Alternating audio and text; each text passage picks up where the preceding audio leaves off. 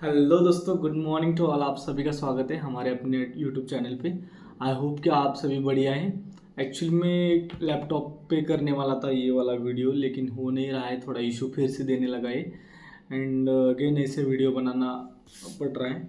अब देखो, हमारा कल का टारगेट, जिसने जिसने सैटरडे संडे वाला टारगेट कंप्लीट किया है उनको कमेंट बॉक्स में पहले कमेंट करना है कि आपका सैटरडे संडे वाला टारगेट कंप्लीट हुआ है या नहीं हुआ है, एंड कितने कितने क्वेश्चंस आपने किए। ये वाले जो time and work and pipe and system, वो दो चैप्टर आपने कितने लेवल के कंप्लीट किए ये मुझे पता चलना चाहिए। उसी टाइम हम आगे बढ़ सकते हैं। अब देखो, हमारा आज का टारगेट क्या क्या होने वाला है। दिन की शुरुआत आपको रीजनिंग से करनी है। रीजनिंग के दो सेक्शनल मॉक लगाने हैं। एक सेक्शनल मॉक लगाओ, 10 मिनट में उसका कुछ थोड़ा बहुत एनालिसिस करो, उसके बाद फिर से एक बार एक सेक्शनल मॉक लगाओ, उसके बाद थोड़ा सा एनालिसिस, यानी कि 1-1.5 घंटे में उसको ख़त्म कर दो। 10 मिनट, 15 मिनट, 20 मिनट में उसका एनालिसिस आप कर सकते हो। ईजी होता है, रीजनिंग में इतना ज़्यादा टाइम भी नहीं लगता, मुझे पता है। उसके बाद आपको जाना है इंग्लिश के ऊपर। इंग्लिश में आपको एक सेक्शनल मॉक लगानी है, उसके बाद इतना ज़्यादा उसका एनालिसिस करना है। इंग्लिश का इम्प्रूवमेंट कैसे होता है? इंग्लिश का इम्प्रूवमेंट ऐसे ही होता है कि एक एक सेक्शनल मॉक अगर आपके सामने सेम सेक्शनल मॉक आ जाए तो उसमें आपको 30 आउट ऑफ 30 मार्क्स आने चाहिए। जिसका इंग्लिश अच्छा नहीं है उनको यही करना है कि एक मॉक लगाओ, लेकिन दिन में 3-4 बार उसका रिपीटेशन करो। रिपीटेशन इतने बार करो कि अगर सामने फिर से एक बार सेम मॉक आ जाए तो आपको अच्छे से उसका वो सब कुछ मॉक में जो जो क्वेश्चन है वो आपको अच्छे से आने चाहिए।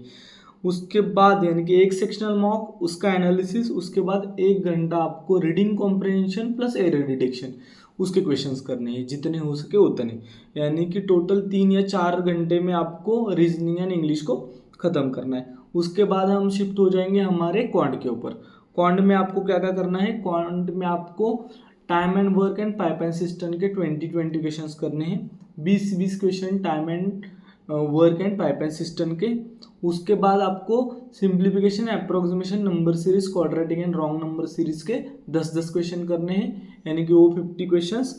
ये खत्म होने के बाद आपको जितना उसके बाद दिन रहने वाला है उसमें आपको करने हैं प्रॉफिट एंड लॉस के क्वेश्चन।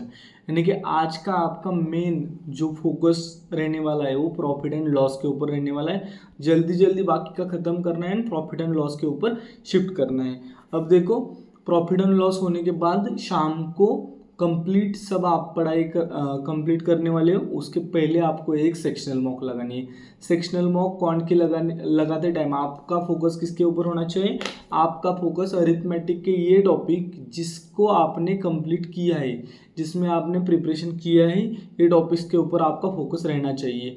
जैसे कि ages, partnership, ratio, percentage, time and work, pipe and system, profit and loss पे आज थोड़े बहुत जो भी क्वेश्चन देखने वाले हो उसके ऊपर आपका फोकस होना चाहिए।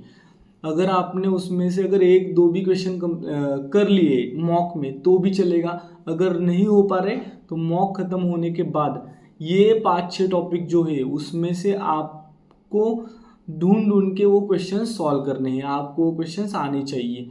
ये आपका आज का टारगेट रहने वाला है। मेन हमारा गोल क्या रहने वाला है? Profit and loss and quant के ऊपर ही फोकस करेंगे हम। ये आज का टारगेट है आपका। आपको ये टारगेट कंप्लीट करना है एंड ये 30 डे है, मुझे लगता है 30 दिन कंप्लीट हो चुके हैं हमारे टू डू लिस्ट को। एंड आप कंटिन्यूसली कर रहे हो, आपका प्रोग्रेस होगा, 101% होगा। That's it. एंड अगर आप इस चैनल पर नए हो तो please like, share and subscribe and thank you so much for watching.